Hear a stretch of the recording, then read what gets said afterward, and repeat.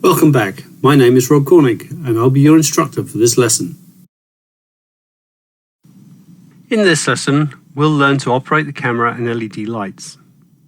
Whether you are searching, inspecting, retrieving, or just enjoying the underwater views, it's hard to think of an ROV project whose success is not measured by the video and still images collected during the operation. This lesson will explain the camera and LED light controls to help you get the best quality results. Use the camera tilt up or camera tilt down buttons on the hand controller to tilt the camera. The Defender's vehicle pitch control extends the vertical viewing range beyond 180 degrees. There is no pan control, but the vehicle can be yawed left or right. Use the joystick yaw or lateral to pan or slide the camera. Use the focus near or focus far buttons on the hand controller to adjust the focus. Note: see the hand controller lessons for the button mapping of each controller. The Cam or Camera tab has additional camera and image quality controls. These include the white balance selection, which provides a variety of white balance options. The recommended white balance setting is ATW. The zoom slider can be used to zoom the camera view in and out. The digital zoom is 16 times. The autofocus button can be used to set the focus. It is a one-shot use to optimize the focus for the current scene. The focus inf button can be used to focus the camera to its maximum far setting. The focus macro button can be used to focus the camera to minimum near setting. The focus near far slider can be used to adjust the focus. The snapshot button takes a high-resolution 13 megapixel still image of the current view. This image is directly from the camera and does not include any video overlay text information. There may be a 2 to 3 second pause in the live video during the time it takes to collect and transmit the image data to the top side. Snapshot images are stored in the home/GSS_logs folder. The camera tilt indicator provides a display of the camera's current tilt angle. The center tilt button will adjust the camera tilt so that it is centered.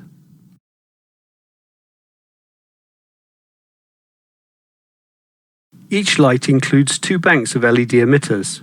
One is focused to provide a narrow beam, the other focused to provide a wider beam. The LED sliders control the maximum output for each bank. To adjust the intensity of the LED lights, the joystick's LED control ranges from off through the maximum value set by these sliders.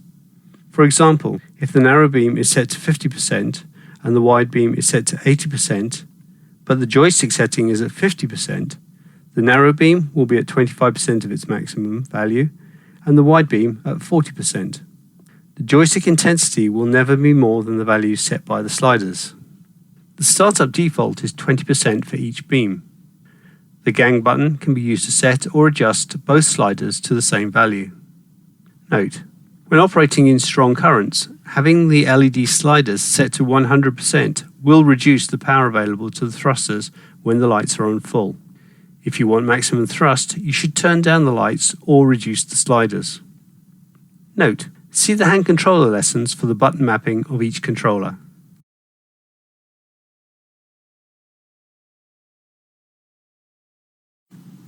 The video overlay text adds context to your snapshots and video recordings. The video overlay text settings can be opened by clicking on the Diagnostics View button in the control bar in the lower left of the screen and selecting the Vehicle Configuration tab at the top of the view. Each overlay item can be turned on or off independently. When on, the item will be green. User-defined text can be entered in 3 separate video overlay text fields. The video overlay text settings can be enabled or disabled independently for the live video and the recording. Once you've set up the video overlay text the way you want it, click on the green C logo button in the control bar in the lower left of the screen to return to operating mode. Screenshots capture an image of the screen just as it appears to you.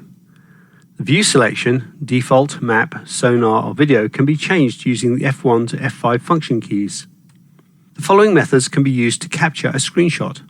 You can use the hand controller button. These screenshots will be stored in home/GSS_logs. You can use the control bar button.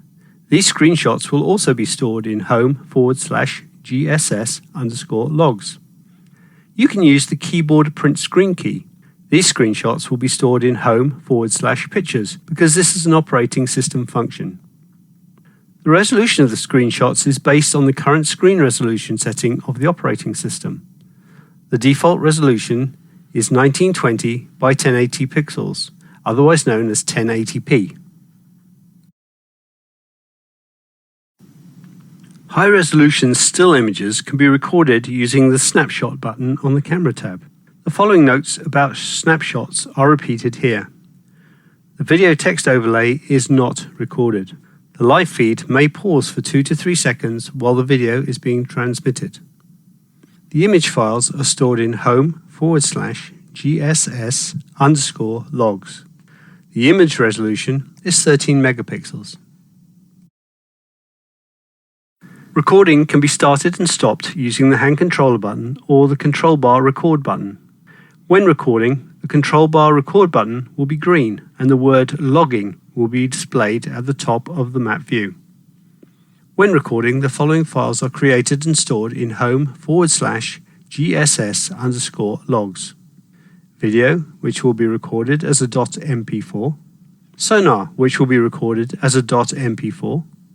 Telemetry, which will be recorded as a .gss logs. Recommendations. Always record.